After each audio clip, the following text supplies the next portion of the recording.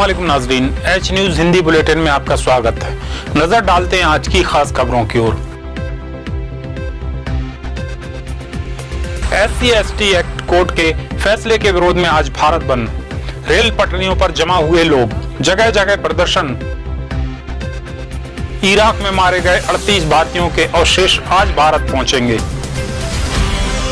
10 महीने बाद लेफ्टिनेंट उमर की शहादत का लिया बदला। इंटरनेट सेवा ठप, स्कूल बंद का आदेश। CBSE पेपर लीक मामले में अधिकारी निलंबित, रिमांड पर 3 आरोपी। अब खबरें विस्तार से। अनुसूचित जाति जनजाति अत्याचार निवारण अधिनियम SC/ST एक्ट को लेकर आए सुप्रीम कोर्ट के हालिया फैसले के विरोध में दलित और आदिवासी संगठनों ने देश भर में आज भारत बंद का ऐलान किया है। दलित संगठन से जुड़े लोग हर जगह इकट्ठे होना शुरू भी हो गए हैं। सोमवार तड़के उड़ीसा के संबलपुर में रेल पटरियों पर जमा हो गए और ट्रेनों की आवाजाही पर रोक लगा दी। बिहार के आरा में भी SC/ST प्रोटेक्शन एक्ट पर सुप्रीम कोर्ट के फैसले के विरोध में विभिन्न संगठन प्रदर्शन कर रहे हैं। युद्धग्रस्त इराक में मारे गए 39 भारतीयों में से 38 के अवशेष आज भारत लाए जाएंगे।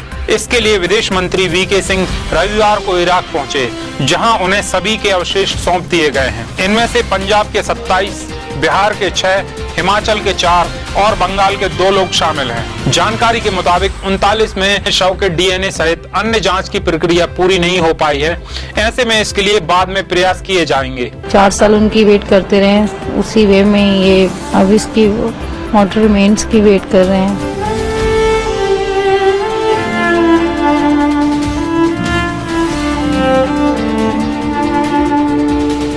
जो 39 भारतीय थे उनकी लाशें मिली हैं, जहाँ वो कंगाल मिले हैं उनके, पर कोई विश्वास नहीं कर रहा है।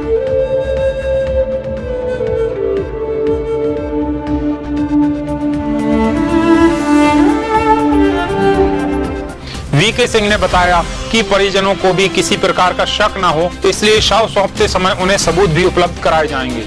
We are with everybody who is fighting against terrorism.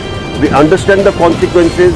We know that there are no good or bad terrorists, they're all terrorists, and terrorism in any form and manifestation is abhorrent to us. Iraq में भारत के राजदूत प्रदीप सिंह राजपुरोहित ने बताया कि अवशेषों के ताबूतों को Baghdad international airport पर विमान में रखवा दिया गया है। जम्मू कश्मीर में सुरक्षा बलों ने आतंकियों के खिलाफ अब तक की सबसे बड़ी कार्रवाई की है। रविवार को शोपिया और अनंतनाग में हुई 3 मुठभेड़ों में सेना ने 13 आतंकवादियों को मार गिराया है। मारे गए आतंकियों में लगभग 10 महीने पहले शहीद हुए लेफ्टिनेंट उमर फैयाज के 2 कातिल रईस व इशफाक भी हैं। ऐसे में कहा जा रहा है कि सेना ने लेफ्टिनेंट उमर फैयाज की शहादत का बदला ले लिया है। हालांकि इस मुठभेड़ के दौरान 3 सैन्यकर्मी भी शहीद हो गए हैं। क्रॉस फायरिंग की चपेट में आने से 4 नागरिकों की मौत हो गई है, वहीं 4 मकान क्षतिग्रस्त हो गए हैं।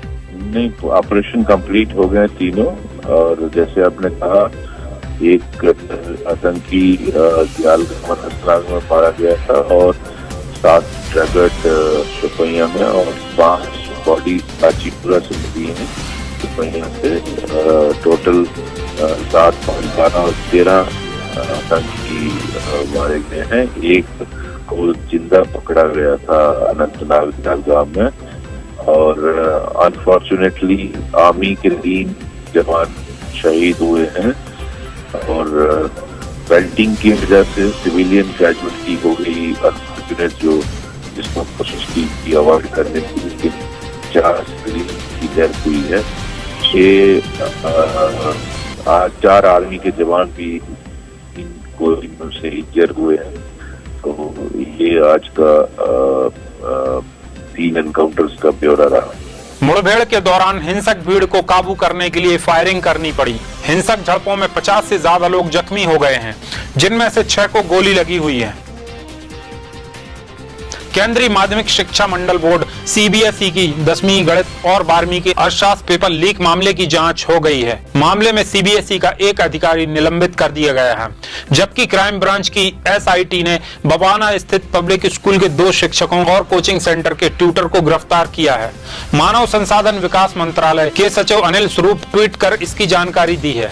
अनिल स्वरूप ने ट्वीट कर लिखा कि मानव संसाधन विकास मंत्री प्रकाश जावड़ेकर ने इस मामले में दोषियों पर तेजी से कार्रवाई करने का निर्देश दिया है। बोर्ड ने एग्जाम सेंटर 0859 पर लापरवाही बरतने के लिए अधिकारी के.एस. राणा को तत्काल प्रभाव से निलंबित कर दिया है। देखिए, कोर्ट के अंदर ये मामला लिस्टेड नहीं था, क्योंकि अब ये लास्ट वीक ये फाइल हुए हैं, तो 2 या 3 हफ्ते बाद लिस्ट में नंबर आता है केसेस का। तो आज ये सभी जो जितने भी पिटीशन फाइल्स उनके वकील आज कोर्ट में पेश हुए थे कि इस मामले को जल्द सुनिए थे, तो 10:30 बजे जब चीफ जस्टिस बैठते हैं तो मेंशन कर देते हैं वो कि इसको अर्ली हियरिंग के लिए रख लिया जाए। तो इस पर फिर कोर्ट तैयार हो गया कि वेडनेसडे को जितनी भी पिटीशन हैं, किसी पिटीशन में मांगे कि दोबारा पेपर ना कराया जाए, किसी में मांगे सीबीआई की है, किसी के अंदर है कि जो ये सुप्रीम कोर्ट के सुपरविजन में हो, तो जो भी पिटीशन हैं उन सबके अंदर जो है सुनवाई वेडनेसडे को होगी, बुधवार को। साथ ही मामले में बोर्ड ने फॉर्मल जांच भी बिठाई है। एच न्यूज पर खबरों का सिलसिला यहीं खत्म होता है। अल्लाह हाफिज।